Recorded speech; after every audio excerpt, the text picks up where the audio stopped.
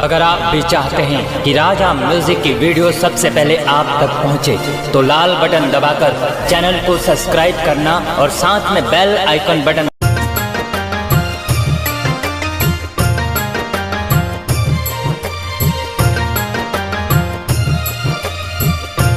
Music by BS Chauhan.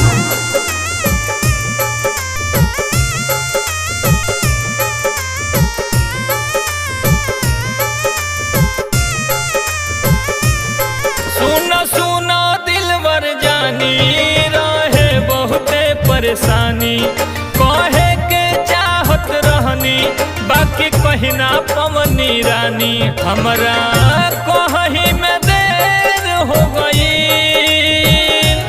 एही से हाथ से निकल गईलू।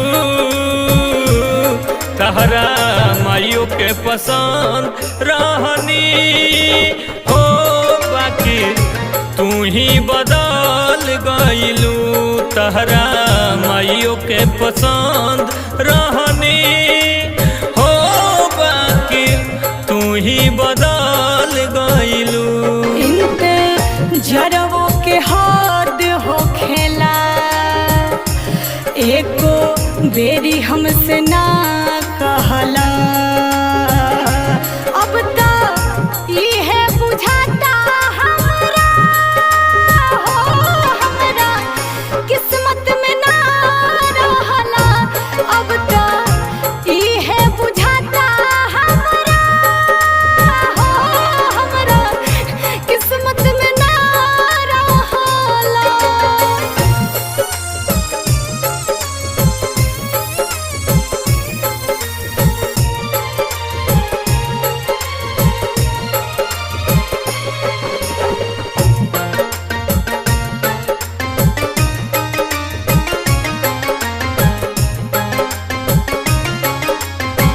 हो चाहनी बता दी तोहे, कहे नहीं पवनी।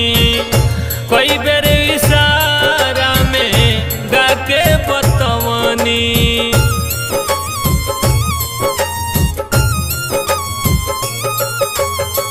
सोचत रहनी कब करबई इजहार हो, मने मने प्यार रहे कैनी इंतजार हो। हमरा लगता बुझे ना पवलू, तू अपना सहेली संग चल गईलू। तहरा माइयों के पसंद रहनी हो, बाकी तू ही बदल गईलू। तहरा माइयों के पसंद रहनी हो, बाकी तू ही बदल गईलू।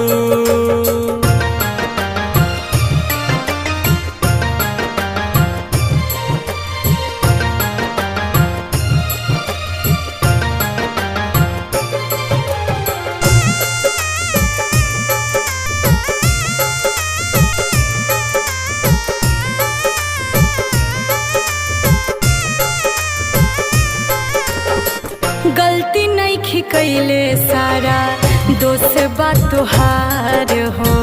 एको बेरी कहिता शैलेश बाबे तोहसे प्यार हो।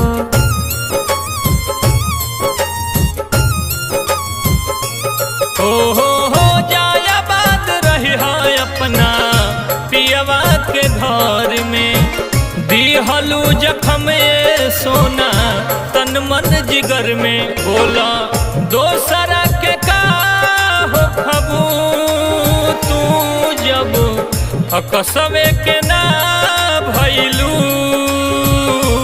तहरा माइयों के पसंद रहनी हो, बाकी तू ही बदल गईलू। तहरा बहनों के पसंद रहनी हो, बाकी तू ही बदल गईलू। इनते जरवो के हाथ हो खेला, एको बेरी हमसे ना कहला। अब तो इहे बुझाता हमरा